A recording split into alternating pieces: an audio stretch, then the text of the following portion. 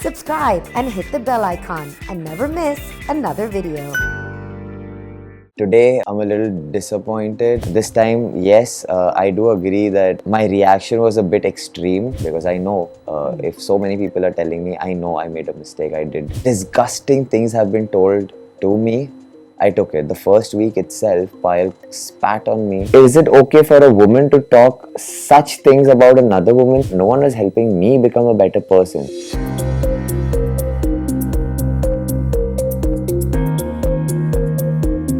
Hey guys, this is Nawaz Kochra from Team MissMalini, and I am in conversation with Zeeshan Khan, who's been recently evicted from Lock Up. In case you don't know the entire episode behind his eviction, let me brief you a little before we dive into the conversation with Zeeshan. So, Zeeshan's lockout happened after he got into a physical fight with a co-contestant Azma Falla. However, we are here to listen to Zeeshan's side of the story and let us see what he has to say. But before that, hello Zeeshan, welcome to Miss Malini. How are you? Hi, thank you so much for having me on your show, Nawaz. I know I've done a lot of interviews with Miss Malini, but today, and I've always had that energy in me, and I've always been happy. But today, I'm a little disappointed, and I I also feel disappointed, and I feel that because of whatever happened, I might have disappointed a few people. So yeah, I'm just here to say my side of the story, and hopefully a lot of people understood what I went through, and some did not. And I hope that with what I have to say today, the people who didn't understand it better, or at least know my side of the story before making assumptions. But so it is like history repeating itself. On Big Boss OTT, this had happened that you were evicted after you got into a physical fight with Pratik Sehajpal, and this time again in Lockup something similar has happened. Once you came out of the show, what's have you sat and looked back upon everything that has happened and probably thought about it, and what's been your conclusion out of this entire? Yes, I have, and honestly, I haven't been able to come to a conclusion because I've been confused, Nawaz, to be honest. In Big Boss, I wasn't the one who started the fight. I was trying to do the task, and obviously, snatching is something that happens during tasks. It's a very normal thing that you cannot term that as physical violence. But I was, grabbed into a chokehold and thrown away. After that, also, I went and I continued the task. I gave those flags to someone else, and I turned around and go to see two people push me, Nishant and Pratik. That is when I pushed them back, uh, which was again a reaction to the continuous pushing and everything that was going on. And then one thing led to another, and then it was something that happened from both sides. But again, I had to face the brunt, and the other person was, given a free pass. This time in lockup, I thought things would be different, but again, this time, yes, I do agree that uh, my reaction was a bit extreme, uh, and I apologized for it. Yeah. I did, with all my heart. Yes, I know, and I still apologize for my reaction. But having said that, I'm not giving any excuses or any justification for it. Having said that, I just want people to know what I went through and what led to this, because people are, okay, I'll get to that part later. The minute people like Prince, Ali, Munawar, all these guys explained to me that, okay, you know what, whatever happened, you shouldn't have taken it to this level. I understood that I had gone wrong somewhere. And then the guards came and they told us that the jailer Karan and the Queen Kangana had said that, this is unacceptable behavior, and we're leaving you with two options. You either apologize, or you, leave the jail, head towards your lockout. Uh, Without putting my ego in the way, without any hesitation of any sort, I got up and I was like, you know what, I would like to apologize, because I know if so many people are telling me, I know I made a mistake, I did take it a little too far. So I was like, I'm ready to apologize, and that is when they told me that okay, as your apology, we also punish you with you apologizing and saying this sentence with 50 sit-ups or squats, holding your ears. I did not let my ego or anything come in that in the way at that time also, because I was like, no, 50 I would have done 100 if you asked me to, because obviously I know what I did was wrong. And Payal, Shivam, all these guys were making fun of me. Asma is standing there and she was laughing at me. I still did not let it go to my ego, because I knew that what I did was a little extreme, and I will face the consequences. After a certain point I lost count. I was like, how many have I done, guys? Payal was like, 31, I'm counting, go on.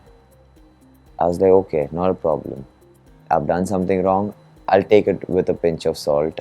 And yes, I did mean the sorry that I had said. So obviously, I was willing to do it. After that, I counted all the way to 50. After that, the guard said 48 हुए हैं. I was like, okay, two more, I will do it. Had you given me a saza of, a punishment of putting me into solitary or into that kala pani ka pit, I would have done that as well for the rest of the show, because I knew that I took it a bit too far, and I apologized for it. After that, at night, I felt that I disappointed a lot of people. So the wall that I had done drawings on, I made a box over there and I wrote these words: I'm sorry for disappointing you guys. Disappointing my girlfriend, my parents, and all the people who love me and who are on my side. Because I was like, that was a moment of weakness for me, and maybe I took it a bit too far. So there was no two ways about it. I was sorry, and I did, repent for it, and I accepted the punishment that they gave me for it. Having said all of that, I'm not giving any excuses or justification for it, but my side of the story is that 2 weeks of continuous mental abuse, verbal abuse, mental torture, I've taken it all. I've taken it all, Nawaz, and uh, disgusting things have been told to me. I took it. The first week itself, Payal spat on me, called me the T word, said that my religion is a religion of the T word, and we promote the T word. She was the one who also said that it was my religion, the people of my religion, who caused the divide between Pakistan, Bangladesh, India. I don't even know that whole story, because ever since I was a kid, I know that I grew up with a pledge in the school that goes something on the lines of India is my country, all Indians are my brothers and sisters. I love my country and I'm proud of its rich and varied heritage. So for me, I've grown up with the value that, okay, you know what, all of us are the same. We're all brothers and sisters. We are Indian and we're proud to be Indian. But yes, to that also, there were no repercussions for it. There was no apology to me or to the people of my religion. And I was like, it's okay, because obviously Kangna ji came onto the show and she was like, you know what, we disown all that she has said and she'll face the repercussions outside. So I was like, all right, cool. Like, she will get what she deserves. Karma does hit back. So I was like, you know what, cool. I'll leave it to God. Then during one of the tasks, she came with her fake apology to me during the task, and she was like, I mean it. I did not mean it in this way, that way, everything. And even at that point, I gave her the benefit of doubt, and I was like, you know what, if you're asking me for my personal forgiveness, I give it to you, but I'm no one to forgive you. You have said this to all the people of my religion. So you need to ask them for forgiveness and you need to ask him for forgiveness. I'm no one to forgive you, but if it makes you feel any better, I forgive you and I'm ready to move on with this topic and start afresh. The next day itself, she again goes on my religion and says that to Munawar. So I was like, dude, what happened to the apology? Anyways, cut to Azma does personal. I took that with a pinch of salt. I did not react. Azma says, shitty things about me. She stoops to, God knows what levels के तू जाता है बाहर भीख मांगता है and this and that. भीख मांग के तू अपने माँ बाप को ये देता है, भीख मांग के अपनी गर्लफ्रेंड से ये लाता है. I was like, you know what, I gave it back to her. At times I ignored her, but those were all attacks on me. Second half of the second week, those attacks suddenly shift from me to people who are, Close to close you. to me and aren't in the show, being those people being my girlfriend and my parents. And she went to like such levels where she would continuously keep telling me this thing that my girlfriend is going around sleeping. Like she would use the word sifarish, but sifarish means pleading. But the way she said it, it was evident to everyone, and even if you watch the clips, it's evident to you she did not mean it in that way. Yeah. She meant it in a way where she was like, your girlfriend is sleeping around with producers and directors to get you work. Your girlfriend is sleeping around with everyone. For someone like me to hear that, someone who has lived an honest life, so my girlfriend has lived an honest life, to put such accusations and point such fingers, you're trying to defame her. It was It always in a is. bad taste. It was always in a bad taste. It's not something good. All right, I still took it with a pinch of salt. The next thing that comes my way is when you go outside, you're gonna find your parents dead. My mom. You remember I cried over the whole Munawar thing when he said his dark secret about his mom. The reason I cried is because I've been through something similar with my parents, and my mom was only involved in it. I remember I still have this scar from childhood when I didn't know what to do, and there was this mirror in front of me, and I just punched it, and that glass went and it's left a scar. So those are some of the memories that I've pushed so far behind that I don't remember to hear such a thing from someone in a place where you have no clue as to what is going on outside. Someone comes up to you and she tells you that you're going to find your parents dead outside. I was shattered. Everything that you've told me, Zeeshan, so far, it was clearly whatever happened was a reaction to an action. But does it somewhere bother you that everybody is only talking about the physical actions of that you probably indulged in, and not about the mental trauma or the mental torture that probably you underwent for 2 weeks? That is somewhere that's the missed plot, I feel. Yeah, definitely, Nawaz, because I remember, giving it back to her. I remember, just removing myself from that situation completely, going into the common area, lying down, sitting there and crying when everyone has come and have been like, you know what, calm down. Munawar has sat with me, held my hand. Ali came to me, he was like, I have a picture of me and Munawar holding hands like this and crying. And after that, we were just lying down and just looking at everyone, and Ali sitting with us. I have that picture also. So obviously, at that time, I have removed myself. I've done everything possible to counter whatever she was saying Right. in every way. But after a point, it's not possible. It's not possible because in the real world, if someone says something of this sort to you, you have two options. You either react, say something back, or you just walk away and go like, you know what, you don't exist for me, and you'll never see that person's face again because the world is large. You don't need to see her. But when you're in this confined space where you have nowhere to go, and that person is constantly coming after you and saying these things to not to you, to people who aren't in the house but are close to you and cannot say anything for themselves, plus people who are going through stuff, dude.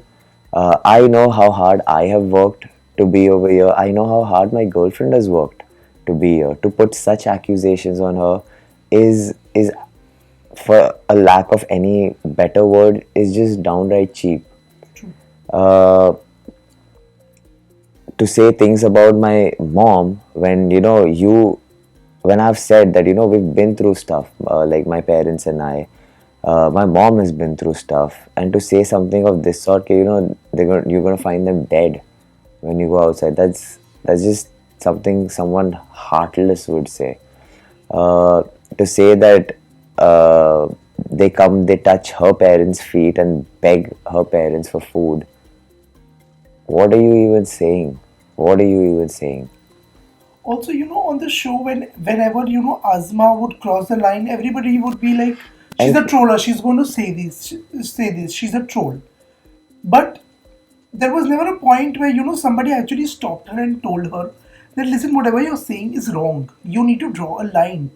But when you probably crossed that line, people came and started moral policing you. So yeah, do you agree that probably whatever Asma did, she just got away with it, and whatever you did became happened to become such a big deal? of course, because see, like I said again, I've said this time and again. What I did was, I did take it a little extreme, and I'm sorry for that. Having said that, keeping that aside, what she was doing to me for 2 weeks is not fair again. Correct. And that's what I'm saying. Like, people were like, what you've done is not wrong. How can you do this to a girl? This, that. And they're trying to bring in the, woman card and, the fake feminism thing. Dude, I wasn't standing up for me. I was standing up for the two most important Exactly. You women were in my also taking a life. stand for the women. One has given birth to me. The second one I'm spending the rest of my life with. I'm standing up for them because they're not here. They cannot defend themselves. So what do I do? Not stand up for them? And after letting it go for a span of 2 weeks, the day Prince came in, she said something about Yuvika. Prince was like, "I'm gonna freaking throw you out of this thing. I'll pick Yes. you up and I'll throw you out from here only. I don't even care if they open the door." Even he got angry, right? And what? She just told him twice. 2 times versus 2 weeks. I've been taking that divide on and on and on. So I don't understand the fact that when you say the whole feminist thing or you play the woman card, is it okay for a woman to talk such things about another woman, say such things about another woman that are downright disgusting and cheap? And after that, if I take a stand for these women, okay, whatever, my things were a little extreme, I apologized. I even, took the punishment head on, whatever they gave me. But I also took a stand for two women. Right. So where is that gone? And we talk about, if there's, any sort of mental abuse or, verbal abuse on a girl or a woman, we address that fact and we're like, how dare someone do that to her? Just because I'm a guy doesn't mean that I can also take mental abuse and verbal abuse, right? I too have a heart. Yes, we all live in a society where men are expected to be strong, but we also have hearts. And we also have a breaking point. Exactly, we do have a breaking point. Having said that, also ever since you've come out, a lot of people, your fans, have been supporting you on Twitter. I was reading a lot of tweets which said that your eviction was wrong. And that while you were punished, even Azma deserved that kind of a punishment. In fact, sorry to cut you. In fact, I was told to apologize. Neither did Payal apologize for the T word, neither did Azma apologize for mentally abusing me and mentally torturing me for those 2 weeks. Right. But I had to apologize and I even had to go forward with the punishment and I did it. So I don't understand. But was it a kind of relief, a sigh of relief for you when probably you saw that the audience is at least calling a spade a spade. They are probably actually speaking up about what was wrong, and probably both of you all were equally at fault is what they were talking about. So was that kind of a relief for you? Yes, it was because I was like, man, I must have disappointed so many people, and like I told you that that night, I had even on the wall that I draw things, I made a box over there and I had written, "I'm sorry for Sorry for disappointing you disappointing guys." So I actually felt bad for my actions, and after I came out and I saw that everyone is showering me with so much love. Yes, all my fans did tell me that, what, Zeeshan, you went a little extreme. But we understand, for a person to take that sort of shit for 2 weeks and not break, we have respect for that. Why didn't anyone stop Asma? Why did it take 2 weeks and for the matter to escalate to this level for someone to actually come and say something to Asma? Yes. Why wasn't it done? It wouldn't have reached this point had they told her earlier only that, listen, why are you talking about people who are not in this house? As simple as that. Talk about whoever you want in this house. But with the amount of support I got, in fact, today when I put that post out on Instagram and Twitter telling my side of the story, one of the fans over there commented, because there was, out of the thousands of, tweets and comments that I've seen where people have supported me, there are a few tens where people have gone against it, and so that is why I'm overwhelmed with the amount of love that I'm getting. Yes, there is a little bit of hate, but the love overshadows the hate by a long margin. So when I read that hate comment that you should be put in jail and this and that, there was another person below that who commented, and he was like, you know what, if you're talking about law and all of that, why don't you go and read section 504, then you'll know who's wrong. Yeah. So I was like, what is this section, because I myself don't know. It's related to hate speech. Exactly.